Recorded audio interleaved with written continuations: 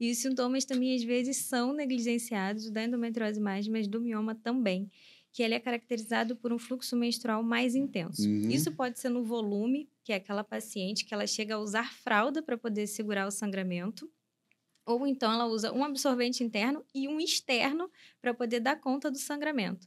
Ou então, se ela estiver na rua e ficar mais de 2 horas sem trocar o absorvente, vaza tudo, suja, escorre pelas pernas, tá? Isso precisa ser investigado. É um volume muito além do que o esperado para uma menstruação normal. Ou aquela paciente que ela fica menstruada por mais de 7 dias. Ela até tem um volume ali que não é tão grande, mas o período que ela fica menstruada é muito longo. Ele dura mais que 7 dias. Toda paciente que tem esse padrão de um sangramento aumentado ou no volume ou no número de dias precisa investigar a miomatose uterina. Tá, e tem tratamento, doutor? Tem tratamento. Tratamento definitivo, sem dúvidas, é o cirúrgico. Mas nem todo mundo que tem mioma vai precisar obrigatoriamente passar por uma cirurgia. Se é uma paciente que respondeu bem ao tratamento clínico, ou seja, as medicações, sejam elas injetáveis, orais ou até mesmo o uso de um hormonal, ela não precisa estar se expondo a uma cirurgia, tá? Agora, se ela fez o tratamento clínico e ela não teve uma resposta boa, o definitivo não tem jeito, é a retirada do mioma cirurgicamente. Tá, e tem idade para isso? Porque às vezes fala assim, não, a menina, a adolescente não tem Não esse costuma. fluxo, né? Normalmente Exatamente. é uma pessoa com mais idade. Tem, Isso, doutor? os miomas, eles são mais recorrentes ali na mulher adulta, com mais de 30 anos, tá? Muito novinha, muito dificilmente você vai ter, e quando aparece alguma imagem, ela é muito pequena, não traz nenhum risco para aquela paciente. Mas a partir ali dos 30, 40 anos, a prevalência do mioma já vai aumentar bastante. Muito bem. Então também há que ficar atento à questão, por exemplo, de um adolescente também que tem um fluxo também muito intenso, né? Muito difícil que seja por Por mioma, miomatose, então, né? exatamente. Não é por mioma, mas não é o comum, Não né? é o comum, deve ser investigado de qualquer forma, mas as causas na adolescente mais prevalentes são outras que não a miomatose. Tá aí, então. Maravilha. Métodos contraceptivos. Vamos falar sobre essa questão também Vamos. aqui, né? Eles são de fato eficazes. Tem gente que não. Tem um grupo que fala que não, tem um grupo que diz Sim. que vai dar problema, tem um grupo que diz que vai causar infertilidade. Sim. E que. Como é que é isso, doutora Duane? Então, eu posso dizer que sim, eles são eficazes, mas não existe método contraceptivo 100% eficaz. O único método contraceptivo 100% eficaz é a abstinência sexual completa. Não pode ter relação. Teve, você tá correndo risco, tá? E dessa eficácia, os mais eficazes que a gente tem é a ligadura tubária, né? Que é ligar as trompas cirurgicamente, efetivamente. A gente está falando aí de uma taxa de falha de 0,5%. É uma taxa de falha bem pequena. Sim. Mas sim, já vi paciente engravidar após ligar as trompas. Ah, eu também. Eu também Exatamente. já vi. Eu acho que esse é o terror de toda paciente, porque elas acham que depois da cirurgia é 0 chances. Gente, infelizmente não é 0. 0 é só para quem não tem relação. E o mais eficaz de todos que a gente tem é o Implanon.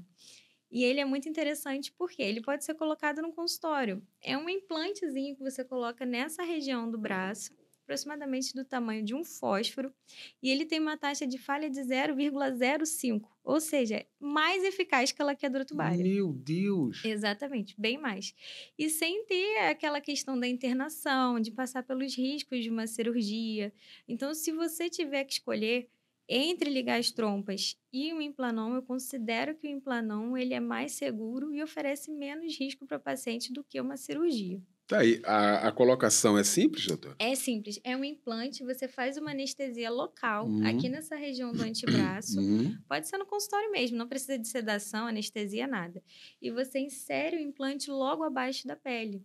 E ele pode ficar ali por 3 anos tranquilamente. Quem se adapta bem a ele, faz dele o método da vida, porque é o mais eficaz de todos. Verdade, não tem que ficar tomando, às vezes, injeção, mês e mês, né? Exatamente. A questão do DIU também, que foi muito usado, né? Durante Sim. muitos anos, né, doutor? Ficaram obsoletos esses contraceptivos, não? O DIU, ele ainda é muito empregado, tá? O DIU, ele tem uma eficácia semelhante à da laqueadura tubária, então ele também é muito seguro. Qual é a questão do DIU?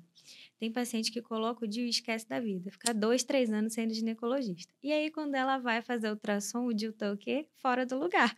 Olha isso. Ele está disposicionado e ele perdeu ali um pouco da eficácia dele. Uhum. Então, paciente que coloca DIU, ela tem que seguir a rotina médica dela direitinho. Tem que fazer as ultrassonografias de rotina para estar avaliando se ele está no local certo e se ele está funcionando, tá? Então, quem colocou o DIU, ele é eficaz? É eficaz, mas não pode deixar de acompanhar. Tá aí. E qual é o período de visita lá para ver? Anualmente. Anualmente. Todo ano. Exatamente. Algumas pacientes a gente solicita até ultrassom às vezes a cada 6 meses, quando tem algum sintoma diferente que a gente suspeita que pode ter disposicionado. Ou uma paciente que já expulsou um DIU anterior, que o DIU saiu do lugar, a gente faz um acompanhamento mais rigoroso. Uhum. Mas essa questão é individualizada, né? Mas rotineiramente, para a maioria das pacientes, a gente recomenda pelo menos uma vez ao ano indo no ginecologista e passando pelo exame físico e fazendo a ultrassom. Questão do preservativo feminino, acabou não emplacando isso ou a gente não fala muito? Por quê? Então, ele não emplacou primeiro porque a inserção dele é um pouquinho difícil e ele não é tão confortável na hora da relação. Tá? Ele pode fazer alguns ruídos e muitas mulheres acabam colocando ele de forma errada e ele perde completamente a eficácia, porque ele deve ser acoplado lá no fundo da vagina em contato com o colo uterino.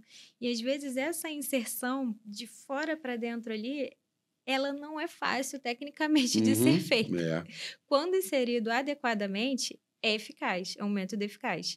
Mas eu não vou dizer que é simples de ser explicado isso para a paciente, dela entender como fazer essa inserção adequada. Tá aí. Tem muitas reclamações também, a doutora Doane, das pessoas que tomam remédio, comprimido e tal, e aí passa um tempo, né? Aí casou e tal, vamos fazer aqui. Aí vai de remédio. Aí agora a gente quer ter filho. Aí passa um período para ter uma limpeza no organismo e muita gente acaba não entendendo isso, achando, eu vou parar de tomar essa semana, a semana que vem... Tô grávida. Não é verdade? Deve ser a consulta direto lá no seu consultório, doutora. Exatamente, não é assim, gente. Quando você para o método contraceptivo, pensa que seu ovário estava ali em repouso durante muitos anos que você usou aquele contraceptivo, tá? E para você voltar a ovular, para você voltar a ciclar, que a gente chama, que é ocorrer todo o ciclo ovulatório, todo o ciclo menstrual como era anteriormente, isso leva um tempo, tá? Dependendo do método que você usa, pode levar até 6 meses para você voltar a ovular. De forma alguma, a gente pode dizer que o método contraceptivo ele deixa infértil, mas ele tem esse período para o seu corpo voltar à fertilidade anterior como era. É como se fosse um período ali de adaptação mesmo para o seu ovário voltar a funcionar da forma que ele funcionava antes, você voltar a ovular, voltar a ciclar direitinho. Muito bem. Isso aí, inclusive, eu estou fazendo aqui em nome de nós homens, né? Porque nesse período aí que a mulher quer engravidar e ela quer engravidar de todo jeito, e aí acaba sobrando pra gente, né? Não, tem que fazer agora um espermograma no marido. Vai que, viu? Eu já vi muita gente, viu, passar por isso. Que acaba a reclamação que a doutora está falando aqui. Existe um período, né? Que é pra gente entender numa linguagem popular, de uma limpeza nesse sentido, né? É isso, doutora? Para voltar a ovular, para você voltar a menstruar, para você voltar a se tornar fértil. Pensa aí que você ficou 10 anos da sua vida tomando um bloqueador ali de ovulação. Você não vai no dia seguinte voltar a ovular normalmente. Calma, tem que dar um tempo para o organismo entender que você parou a medicação e que você vai estar voltando a ovular normalmente. É só questão de paciência mesmo. Pronto, tá aí. Queria tratar agora aqui de um assunto e a gente adentrar um pouco mais com a doutora Doane, nossa ginecologista hoje aqui, dando uma aula aqui para todos nós. Quais os cânceres ginecológicos mais prevalentes, hein, doutora? Sem dúvida, é o câncer de colo uterino e o câncer de mama. A gente tem vários outros. A gente tem o câncer de endométrio, câncer de ovário. Mas os principais e os que têm mais, assim, métodos de rastreio que são ao alcance da população são o câncer de colo uterino e o de mama. O de colo uterino, como a gente conversou anteriormente, a realização do Papa Nicolau ali se vai estar prevenindo bastante. E agora, com essa novidade, o teste de DNA HPV oncogênico, tá? Então, toda paciente que já iniciou vida sexual entre 25 e 64 anos tem que estar fazendo o exame ginecológico de rotina e o preventivo ou o teste de DNA HPV oncogênico.